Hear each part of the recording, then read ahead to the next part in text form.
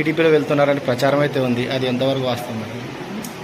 అవన్నీ అవాస్తవాలే. అది ఏ విధంగా అంటే మీడియా రేటింగ్ కోసం ఏదో చేసినట్టనే అనిపించింది నాకు. బికాజ్ అలాంటి ఎటువంటి ఆలోచన, అటువంటి పరిస్థితి లేదు అసలు. ఐ డోంట్ నో, ఎందుకో తెలియదు, కానీ నన్ను మొదటి నుంచి అలా ట్రోల్ చేసుకుంటూ రావడం ఒక ఆనవాయితీ అయిపోయిందో ఏంటో తెలియట్లేదు. కానీ ఇట్స్ రియల్లీ లైక్ ఒక్కొక్కసారి అనిపిస్తుంది అసలు మీడియా అనేవారు ప్రజలకి అసలైన కరెక్ట్ ఇన్ఫర్మేషన్ ఇవ్వాలి, కానీ రేటింగ్ కోసము మనం అవాస్తవాలను మాట్లాడి పబ్లిక్ని కన్ఫ్యూజ్ చేయడం అనేది మంచిది కాదని నేను చెప్తాను. సేమ్ ఇంతవరకు అటువంటిది ఏది జరగలేదు, ఎవరు కూడా ఎక్కడ వెళ్ళలేదు. అందరూ కూడా జగనన్న పైన ఆ నమ్మకంతో, ఆ ధైర్యంతో చాలా స్ట్రాంగ్గా ఉన్నారు.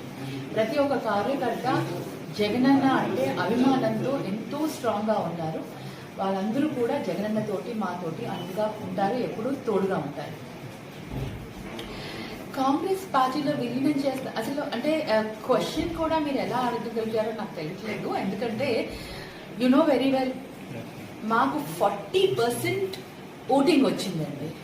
We are the second highest. వాళ్ళు ముగ్గురు కలిపి వాళ్ళకి ఆ పర్సంటేజ్ వస్తే మాకు ఒక్క party, single party YSRCP party 40% వచ్చిందంటే మేము ఎంత స్ట్రాంగ్గా ఉన్నామో ఆంధ్రప్రదేశ్లో, స్టేట్లో ఎంత స్ట్రాంగ్గా ఉన్నామో ప్రతి ఒక్కరు కూడా ఒకటి ఆలోచించాలి. ఇది ఓన్లీ కేవలం కొన్ని ఓట్ల తేడాతో వాళ్ళకి నెంబర్ ఆఫ్ సీట్స్ ఎక్కువ వచ్చి ఉండొచ్చు, కానీ పబ్లిక్ ఓటింగ్ పర్సంటేజ్ మనం చూస్తే మటుకు డెఫినెట్లీ వైఎస్ఆర్సీపీ అన్ని పార్టీల కంటే స్ట్రాంగ్గా ఉన్న పార్టీ, స్ట్రాంగెస్ట్ పార్టీ అని నేను ఇవాళ చెప్పగలుగుతాను. కాంగ్రెస్కి మీరు ఒకసారి ఆలోచించండి, కాంగ్రెస్కి ఎన్ని ఓట్లు వచ్చాయి అంటే పబ్లిక్లో కాంగ్రెస్ ఏ స్టేజ్లో ఉంది, వైఎస్ఆర్సీపీ ఎక్కడ ఉంది అనేది మీరు ఆలోచించుకుంటే మీకు ఆ ప్రశ్నకు మీకే సమాధానం దొరికిపోతుంది. Thank you.